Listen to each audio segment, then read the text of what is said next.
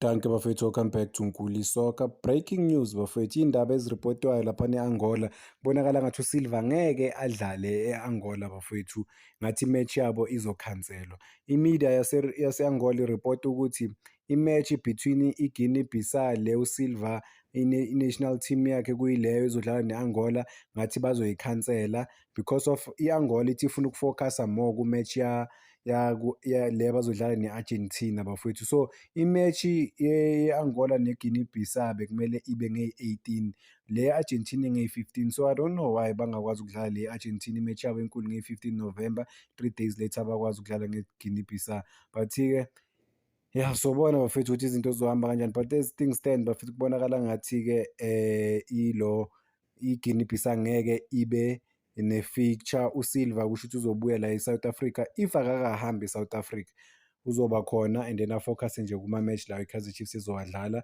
when the league and the CAF Confederations Cup resume in the next couple of days. Is it a week and couple of days? Yes. So yinto kumele afocus kuyo nje uSilva kuphela, cause kubonakala ngathi i-match yabo bafethu ngeke ibe khona. Eyi, unless if izinto ziya-change, but-ke kakabi ne-official statement.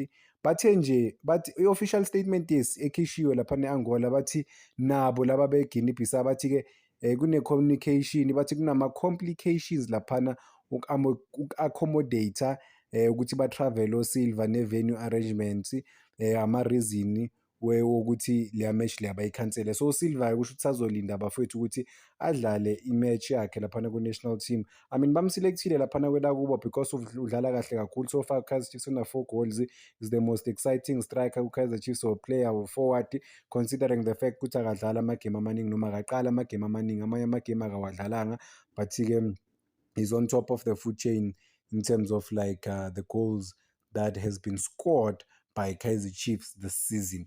Uye oba-leader laphana. So yeah, good thing ukuthi bam-recognize ku-national team. I think kumele angagive up, aqhubeke ngempela bafethu, amisele, adeliver ama-results for i-national team yakhe, or man for i-Kaizer Chiefs ukuthi baloke bam-recognize. Possibly izinto zizoba right maduzane and then akwazi naye ukurepresenta i-national team yakhe. I'm sure naye iphupho lakhe bafethu ukuthi arepresent i-national team. It's not an easy thing phela ukuthi uvele nje urepresente ilokhu njani i-national team yakho, acabanga abantu abangaka e-countryni, but uSilva ukwazile ukuthi bam-recognize. So I think he can build from leyo nto leyo ukuthi okay, abantu sebambonile lapho, baqalile ukum-recognize, ukukhuluma ngaye nalaphana eGuinea Bissau ukuthi kune-player eli-good laphana e-South Africa. So yeah man, we will just have to wait and see sibone ukuthi izinto bazoshape kanjani nanokuthi zizodlala kanjani laphana bafowethu. Bazodlala or ngeke badlale, but as things stand the game is cancelled, ngeke badlale. But yasingeneni kwezinye iy'ndaba ezi-exciting futhi. Wow, disappointing and exciting at the same time. Niyamkhumbula bafethu uMailula, one of the most exciting forwards laphana kuma-Mamelodi Sundowns bafethu. uMailula akakadlali negame eyodwa laphana ku-second division yase-Belgium, is struggling to ukuthola i-game time. Ubile kuma-match day squad amanye, but-ke amanye he was left out kuma-match day squad. I think usazama i-fitness yakhe, but this is not a good thing for yena because of beza kahle kakhulu. And uHugo Broos wam-advise ukuthi indoda, noma wayisho lento leyo, ukuthi ningalaleli ama-agent anithathe anise overseas kuma-team anikho ready. Wamtshela uMailula ukuthi yena bekaprefera ukuthi uMailula ahlale laphana ne-season or 2 laphana kuma-Mamelodi Sundowns ngoba bekasadevelop, akekho ready ukuya overseas. Waze wamention ukuthi le team la yakuyi-Toronto kune-player eline-experience elithathwe laphana kuNapoli, there is no way adlale laphana. But-ke they went forward ngani ngedili, baqhubeka ngedili because i-agent bafethu. And the saddest thing, uMailula noma aya kuma-radio interviews uhamba ne-agent lakhe, mebuzwa amanye ama-question i-agent elifuna ukuphendula. I-agent ubani odlalayo ibhola kanti manje, because thina we don't wanna listen to i-agent lakaMailula, we wanna listen to i-football player kuma-interviews. So kusho ukuthi i-player alikwazi ukuzithathela ama-decision phela if nakuma-interviews i-player alikwazi ukuwukhulumela. Why kumele ahambe ne-agent? Amanye ama-question kusho ukuthi ngeke akwazi ukuzi-answerela, bafuna ukuprotect-ana. Cause ne-agent lakhe lasho straight bafethu, this is not a lie, straight from agent lakhe lathi i-team yase-United States beyingamfuni uMailula, ayikazi yamfuna or yeza forward athi yamfuna. Yibo abapresente everything ngaMailula, ama-stats ukuthi udlalele Bafana Bafana, une-contribution engaka. And then i-team yase-United States well kahle kahle eyase-Canada but idlala ku-MLS because e-Canada abanayo i-football league efana nase-United States, right? Then wahamba kuMailula, guess what? Career yakhe-ke down the drain. Akakadlali kuleya team leya, akakabi influential kuleya team. Last season bekaku-loan what is this team? Ku-Wydad Casablanca abizwe uRhulani Mokwena. Udlale naku-FIFA Club World Cup, which was something that was gonna put him on the map. Ulo uRhulani Mokwena because of uyamazi, umnikile i-confidence yakhe back yena noThembi Nkosi-Lorch. But-ke ayikho nothing after lokho besicabanga ukuthi uzojoyina i-team enye futhi ebangconywana, but-ke bafethu ibhola libuhlungu ngempela ibhola. But-ke ama-decision, I think abantu akumelanga bavumele abadlali bavumele ama-agent ukuthi abathathele ama-decision. Naye i-agent imali iza kuwela ithi mfowethu nginento ekanje nekanje, nawe kumele uwubuze ukuthi okay, is this thing good for me or not? Ubheke ukuthi okay, kule position le engiyidlalayo mangifika laphana competition yami beyizoba ikangakanani i-competition yami bafowethu, ngizokhompitha nobani. And then if uyenzile leyo research wabheka bafowethu, bekazobona ukuthi akana-chance ukuthi adlale laphana. Playing against umuntu technically o-sound, technically well equipped odlalela iNapoli, there was no chance for yena umfana. But hard luck, sithemba ukuthi uzokwazi uku-revive i-career yakhe ayibuyise bafowethu, but kuzoba difficult kakhulu laphana e-Belgium. But yeah, he's one of the good players.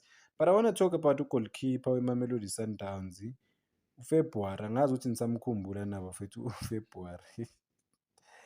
February-ke unenkinga laphana kuMamelodi Sundowns, akatholi i-game time. He was one of the most exciting goalkeepers laphana ebholeni lase-South Africa. But-ke wasana neMamelodi Sundowns. Since then bamlona kuma-different teams, but nothing really fruitful came out of. Okay, kuma-loan moves wakhe bekadlala kuma-loan, to be honest bafowethu, to be fair. Bedlala lapho nalapho that time aku-loan, but since kuMamelodi Sundowns is not even making the matchday squad. UMamelodi Sundowns, how many times did I see him mangizocabanga kahle? Because manje kuthiwa i-contract yakhe yaphela kuMamelodi Sundowns and there's no sign ukuthi kuMamelodi Sundowns bafuna ukuyi-renew i-contract yakhe. Since yafikile kuMamelodi Sundowns bafethu bamlone kuma-team awu-3 already, so that's not good. Bamsayina 2019 lo muntu wajoyina iMamelodi Sundowns 2019. Is it 2019? Yes, it is 2019. Bamlona waya ku-Cape Moya United, wabuya kuMamelodi Sundowns, baphinde bamlona waya kuMoroka Swallows, wabuya kuMamelodi Sundowns waya kuMaZulu. KuMamelodi Sundowns since then, since 2023.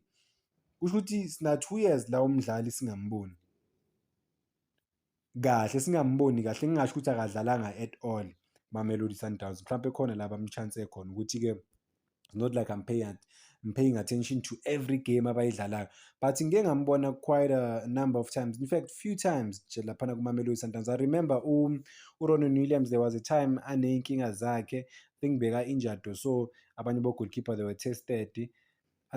In career yakhe kuMamelodi Sundowns bafowethu udlale amagame awu-8 kuphela. Mamelodi Sundowns bamsayina 2019, but-ke siya-understand ukuthi bebamlona ayale nale. But kuMoroka Swallows kula adlale khona amagame amaningi kakhulu. He was highly influential before iMoroka Swallows inyamalala. La adlale khona 22 games.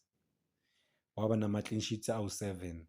KumaZulu udlala amagame awu-8, but kumaZulu uconsider amagoli amaningi kakhulu. So it was not really good move for yena.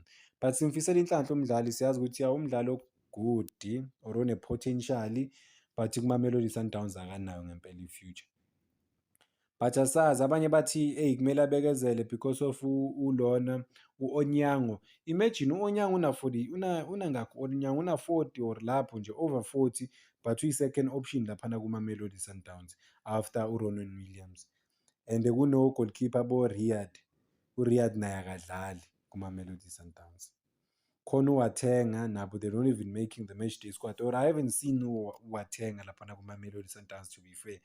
Kusho ukuthi banabo-goalkeeper abawu-5, sikhuluma ngama-senior goalkeepers awu-5 plus ngeke ngabona laphana ejimini ugoalkeeper ku-DDC team, ngingazi ukuthi ufunani laphana ku-senior team because of akana chance ukuthi adlale. So it's complicated, but akusiwuye kuphela iplay elingahamba kuMamelodi Sundowns. Nothapelo Maseko naye phuma ama-reports ukuthi potentially angahamba kuMamelodi Sundowns ayozama igame time somewhere else, because isikhathi siyahamba bafethu. Time wait for no man. If you don't get i-game time usenkingeni, so you have to make sure as a player ukuthi you push for i-game time. Then khona uKeegan Johannes, iplayer leMamelodi Sundowns, nalo elingana-chance laphana kuMamelodi Sundowns ukuthi lidlale this season. Angazi ukuthi uyodlala makunjani, because of already bebamlonile aye kuSwelele only for i-deal ukuthi i-collapse, because iSwelele asilandelanga imithetho yaku-PSL. So kusho ukuthi uzohlala season until uzohlala kuma-grandstand until then possibly ngoJanuwari uzokwazi ukuya ku-loan bamchuzele i-team la azodlala khona. Mtiki Ntshabeleng kuMamelodi Sundowns is a good player. I'm impressed with what I've seen, by the way. I didn't think much of him, but I'm really impressed by what I've seen from umfana. Uyalazi. Akuthiwa uyalazi umuntu ucabanga uSipho Mbuli, hey ama-fans. But yeah, uyalazi yena umfana, but i-competition i-tough kakhulu kuMamelodi Sundowns. Khona omkhulisa abangadlali laphana ku-attacking midfield. uThemba Zwane uyabuya ku-injury. U-Adams naye struggling nge-game time. U-Alende, uSantosi, yibo ngathi bazoba more preferred, but we just have to wait and see sibone ukuthi izinto zizobahambela kanjani kuMamelodi Sundowns. Potentially or possibly some of the players would get more game time kuMamelodi Sundowns as isikhathi silokhu siqhubeka. Cela uyibamba la kwamanje. Danko bafowethu, ngicela ningakhohlwa uku-like and subscribe. It's making sure ukuthi le page ifika ku-15,000 subscribers. Danko.